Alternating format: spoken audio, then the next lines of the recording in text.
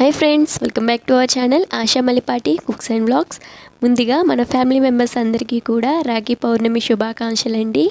ఈరోజు మన వీడియోలో రాఖీ పౌర్ణమికి స్పెషల్గా స్వీట్ అనేది చాలా ఈజీగా ఎలా చేసుకోవాలో చూపించిపోతున్నాను. మనకిది గ్యాస్ వెలిగించే పని లేకుండా చక్కగా చాలా ఈజీగా చేసుకోవచ్చు.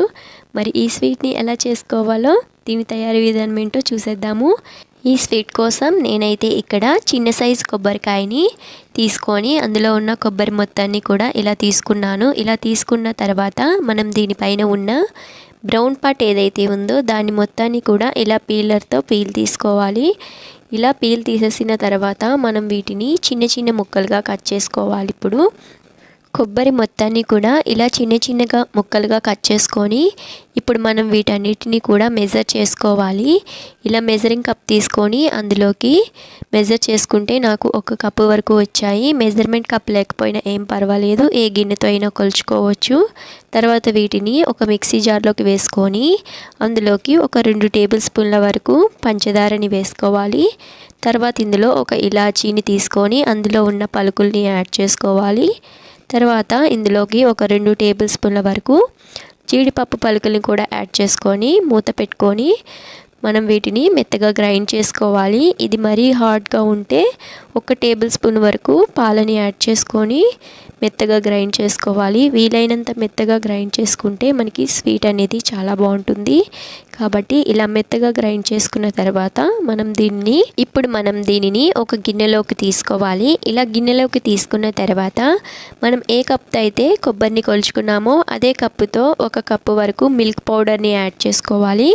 ఇలా మిల్క్ పౌడర్ వేసిన తర్వాత మనకి కొబ్బరిలో ఉన్న తడితోటే మిల్క్ పౌడర్ అనేది బాగా మిక్స్ అయిపోతుంది. ఒకవేళ గట్టిగా అనిపిస్తే కొద్దిగా పాలని యాడ్ చేసుకోండి. మరీ లూజ్ అయిపోతే ఒక 2 టేబుల్ స్పూన్లు పాల పొడిని యాడ్ చేసుకొని కలుపుకోవాలి. ఇక్కడ వీడియోలో చూపిస్తున్న కన్సిస్టెన్సీలో అయితే మనకి స్వీట్ అనేది పర్ఫెక్ట్గా వస్తుంది. ఇప్పుడు మనం ఇలా కలుపుకున్న దానిలోంచి సగాన్ని తీసి పక్కన పెట్టుకోవాలి. ఇలా హాఫ్ పార్ట్ని పక్కన పెట్టుకున్న తర్వాత మిగిలిన పార్ట్లో మనం ఇప్పుడు ఒక చిటికెడు ఫుడ్ కలర్ని యాడ్ చేసుకోవాలి. మీకు నచ్చిన కలర్ని యాడ్ చేసుకోవచ్చు. నేనైతే రెడ్ ఫుడ్ కలర్ని యాడ్ చేస్తున్నాను. ఇలా ఫుడ్ కలర్ని యాడ్ చేసిన తర్వాత దీనిని కూడా బాగా కలుపుకొని దీనిని పక్కన పెట్టుకోవాలి. ఇలా దీనిని కూడా పక్కన పెట్టుకున్న తర్వాత ఇప్పుడు ఇందులో డ్రై ఫ్రూట్స్ని యాడ్ చేయడం కోసం కొద్దిగా కిస్మిస్, అలానే కొన్ని జీడిపప్పు పలుకులు, కొన్ని పిస్తా పలుకులని ఇలా చిన్న చిన్న ముక్కలుగా వీలైనంత చిన్నగా కట్ చేసి పెట్టుకోవాలి. చూసారు కదా, ఇలా వీలైనంత సన్నగా కట్ చేసి పెట్టుకున్న తర్వాత ఇప్పుడు మనం ఒక కవర్ని తీసుకొని, కవర్ అయినా పర్వాలేదు, సిల్వర్ ఫాయిల్ అయినా పర్వాలేదు, తీసుకొని దానిపైన నెయ్యి అనేది అప్లై చేసుకోవాలి. మీకు నెయ్యి ఇష్టం లేకపోతే నూనెను కూడా యాడ్ చేసుకోవచ్చు. తర్వాత ఇందులో మనం ముందుగా ఫుడ్ కలర్ వేసుకొని కలుపుకున్న పార్ట్ ఏదైతే ఉందో దానిని ఇలా కవర్ పైన వేసుకొని సన్నగా ఇలా చేతితో ఒత్తుకోవాలి. ఒకవేళ చేతికి అంటుకుంటుంది అనిపిస్తే ఇలా నెయ్యి అప్లై చేసుకొని చక్కగా ఈవెన్గా స్ప్రెడ్ చేసుకోవాలి.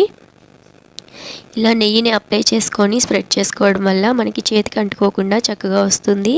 తర్వాత ఇందులో ముందుగా సన్నగా తరిగి పెట్టుకున్న డ్రై ఫ్రూట్స్ ఏవైతే ఉన్నాయో వాటన్నిటిని కూడా ఇలా చక్కగా ఈవెన్గా స్ప్రెడ్ అయ్యేటట్టు డ్రై ఫ్రూట్స్ అన్నిటినీ వేసుకున్న తర్వాత ఇప్పుడు మనం ఈ కవర్ని ఇలా రోల్ చేసినట్టుగా రోల్ చేయాలి. వీడియోలో చూపిస్తున్నట్టు ఇలా రోల్ చేసుకుంటే మనకి ఇది రౌండ్ షేప్లో వస్తుంది. ఇలా రౌండ్గా రోల్ చేసుకోవాలి.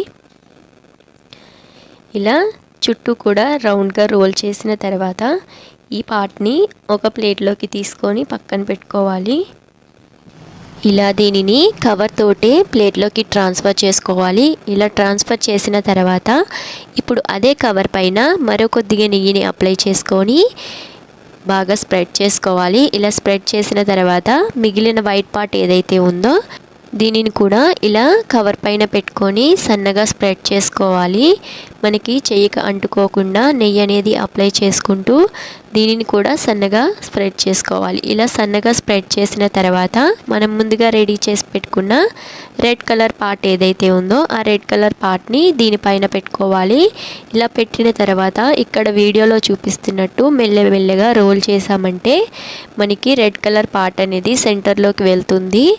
ఇలా రోల్ చేసిన తర్వాత చక్కగా దీనిని ఇలా వీడియోలో చూపిస్తున్నట్టు రోల్ చేసుకోవాలి. ఇలా రోల్ చేసుకొని మనం చాక్లెట్ ఎలా అయితే చుడతామో చక్కగా అలా ఎడ్జెస్ అన్నీ కూడా క్లోజ్ చేసుకోవాలి. ఇలా క్లోజ్ చేసిన తర్వాత మనం దీనిని ఒక 4-5 గంటలైనా సరే డీప్ ఫ్రీజర్లో పెట్టామంటే మనకి ఇది కరెక్ట్గా సెట్ అయిపోతుంది. స్వీట్ అనేది చాలా బాగా వస్తుంది. ఇప్పుడు మనం దీనిని డీప్ ఫ్రీజర్లో 4-5 గంటలు అయితే నేను పెట్టాను. పెట్టిన తర్వాత తీసి చూస్తే మనకి స్వీట్ అనేది ఇలా రెడీ అవుతుంది. ఇప్పుడు మనం దీనిని చక్కగా ఒక ప్లేట్లోకి తీసుకోవాలి. ఇలా ప్లేట్లోకి తీసుకున్న తర్వాత సైడ్ ఎడ్జెస్ ఏవైతే ఉన్నాయో వాటిని రిమూవ్ చేసుకొని ఇప్పుడు మనం వీటిని చిన్న చిన్న పీసెస్గా కట్ చేసుకోవాలి.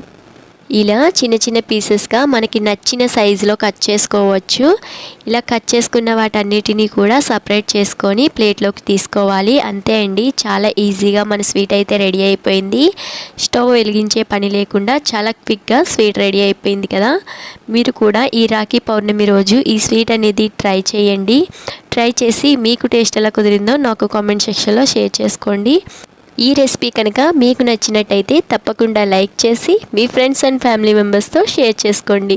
చూసారు కదా, స్వీట్ అనేది టేస్ట్ అయినా టెక్స్చర్ అయినా సరే చాలా బాగుంటుంది. మీరు కూడా తప్పకుండా ట్రై చేయండి. అలానే ఫస్ట్ టైం కనుక మన వీడియో చూస్తున్నట్టయితే మరిన్ని మంచి మంచి వీడియోస్ కోసం మన ఛానల్ని సబ్స్క్రైబ్ చేసుకొని పక్కనే ఉన్న బెల్ ఐకాన్ని ఆన్ చేసి పెట్టుకోండి. Thanks for watching friends. Bye bye. See you in other video.